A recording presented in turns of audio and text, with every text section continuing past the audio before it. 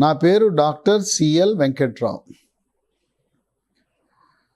భార్యాభర్తలు, స్త్రీ పురుషులు జననేంద్రియాల విషయంలో ఎటువంటి జాగ్రత్తలు తీసుకోవాలి? రోజువారీ జాగ్రత్తలు ఎలాంటివి తీసుకోవాలి? రతి క్రీడలో పాల్గొన్న తర్వాత ఎటువంటి జాగ్రత్తలు తీసుకోవాలి? అసలు స్నానం చేసేటప్పుడు పిల్లలు, పెద్దవాళ్ళు అందరూ కూడా స్నానాల గది, బాత్రూమ్ని డోర్ వేసుకుని పూర్తిగా బట్టలన్నీ తొలగించి స్నానం చేయాలి. స్నానము చేసేటప్పుడు కొంత సమయాన్ని కేటాయించి జననేంద్రియాల యొక్క శుభ్రతను కాపాడుకోవాలి. దాంట్లో భాగంగా జననేంద్రియాలు, పురుష స్త్రీ జననేంద్రియాల చుట్టూ వెంట్రుకలు ఉంటాయి. కనీసం నెలలో 2-3 సార్లు, 10 రోజులకు కానీ 15 రోజులకు కానీ ఆ వెంట్రుకలను శుభ్రం చేసుకోవాలి.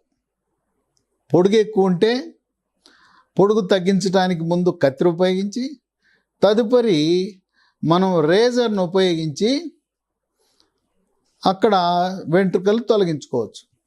ఆ శుభ్రత అనేది చాలా ముఖ్యం. తర్వాత జననేంద్రియాల చుట్టూ చెమట ఎక్కువగా పట్టడం వల్ల, ముఖ్యంగా స్థూలకాయము, భారీకాయం ఉండే వాళ్ళకి అక్కడ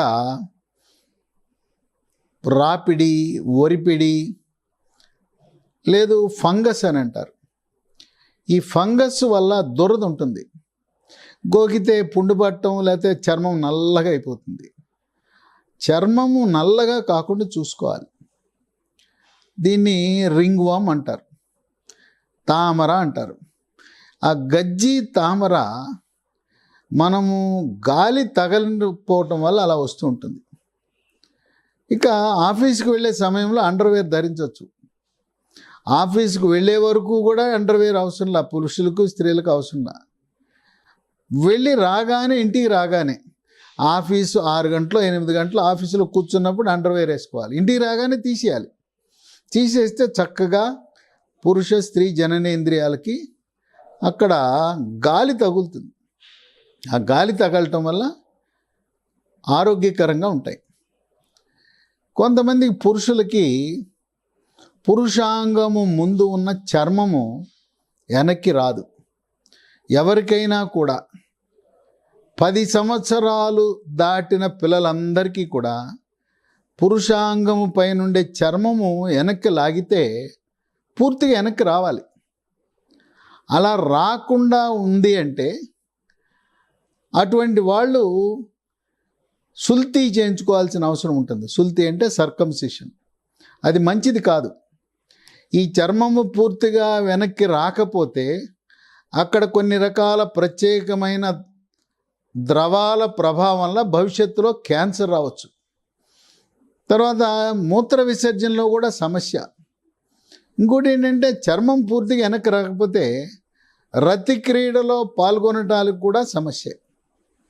అందుచేత ప్రతి ఒక్కరూ చర్మము వెనక్కి తీసుకుని అది పూర్తిగా వెనక్కి వెళ్తుందో లేదో చూసుకోవాలి. స్నానం చేసేటప్పుడు మగవాళ్ళు పురుష జననేంద్రియాన్ని మామూలు సబ్బుతో శుభ్రంగా కడుక్కోవాలి. అక్కడ తెల్లటి పదార్థం పురుషాంగము చివరి భాగాన్ని చేరుతుంది. దాన్ని శుభ్రం చేసుకోవాలి. దీనికి సిగ్గుపడకూడదు. అందుకే మనము స్నానం చేసేటప్పుడు కొంచెం సమయాన్ని కేటాయించాలి. వీటిని శుభ్రపరచడానికి యాంటీసెప్టిక్ ద్రావకాలు వాడకూడదు. సావలాను, స్పిరిటు, డెట్టాలు ఇలాంటి యాంటీసెప్టిక్ లోషన్లు వాడకూడదు. సబ్బులు కూడా మెడికేటెడ్ సబ్బులు వాడకూడదు. సాధారణంగా మనం ఒళ్ళు తోముకోవటానికి ఏ సబ్బు వాడతామో ఆ సబ్బుతో శుభ్రం చేసుకోవాలి. పురుషాంగము ముందు భాగానున్న చర్మాన్ని పూర్తిగా వెనక్కి తీసి దాన్ని శుభ్రం చేయవలసిన అవసరం ఉంది. ఈ విధంగా స్నానం చేసేటప్పుడు చేయాలి. అట్లాగే రాత్రి రతి క్రీడలో పాల్గొనే ముందు పురుషుడు పురుషాంగం ముందు ఉన్న చర్మాన్ని వెనక్కి తీసి అక్కడ ఉండి దాన్ని శుభ్రం చేసుకుని ఆ తదుపరి రతి క్రీడలో పాల్గొనటం వల్ల స్త్రీకి ఎటువంటి సమస్యలు రావు. ఈ పురుష జననేంద్రియము పైన ఏర్పడే దీన్ని వైద్య పరిభాషలో స్మెగ్మా అంటారు, తెల్లటి పదార్థం.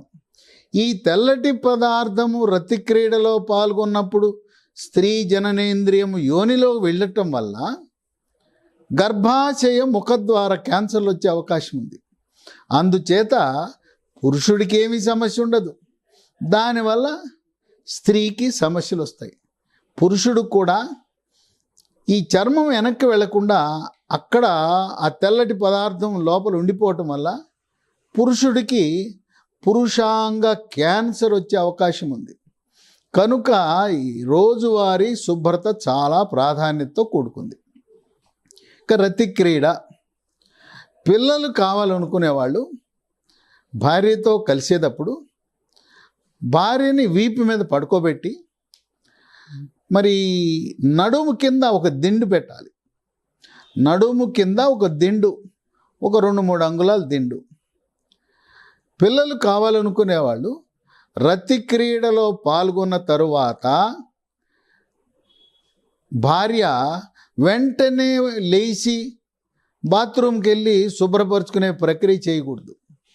రతి క్రీడ పూర్తయిన తర్వాత 1 గంట పాటు అలా కదలకుండా ఉండాలి. నడుము కింద పిరుదల కింద పెట్టిన దిండు అలాగే ఉంచాలి. పిరుదల కింద పెట్టిన దిండు ఉండటం వల్ల పురుషాంగం నుంచి విడుదలైన వీర్య కణాలు యోని నుంచి గర్భాశయ ముఖద్వారము ద్వారా గర్భాశయంలోకి ఈత కొట్టుకుంటూ ప్రవేశిస్తాయి. కనుక 1 గంట పాటు లేవకూడదు. లేచిన తర్వాత కూడా అక్కడ స్త్రీలకు శుభ్రత అంటే చాలా ఎక్కువ మక్కువ. రతి క్రీడ పాల్గొనగానే కొంతమంది చిరాకు వచ్చేస్తుంది. ఈ వీర్యము చిక్కగా ఉండటం, జిగురుగా ఉండటం వల్ల కొంతమందికి చిరాకు. లేచి వెళ్ళిపోయి కొంతమంది నీళ్లతో సబ్బుతో కడుక్కుంటుంటారు. ఇక్కడ కూడా స్త్రీ జననేంద్రియం శుభ్రం చేయటానికి డెట్టాలు వాడకూడదు, స్పిరిట్ వాడకూడదు, శావలాన్ వాడకూడదు. ఏది కూడా యాంటీసెప్టిక్ లోషన్లు కానీ మెడికేటెడ్ సబ్బులు కానీ వాడద్దు. మామూలుగా సాధారణ నీళ్ళు సబ్బు సరిపోతుంది. కానీ ఎవరైతే పిల్లలు కావాలని కోరుకుంటున్నారో మీ శుభ్రత ప్రక్రియలో యోనిలో ప్రవేశపెట్టబడిన వీర్య కణాలన్నీ కూడా బయటకు వచ్చేస్తాయి.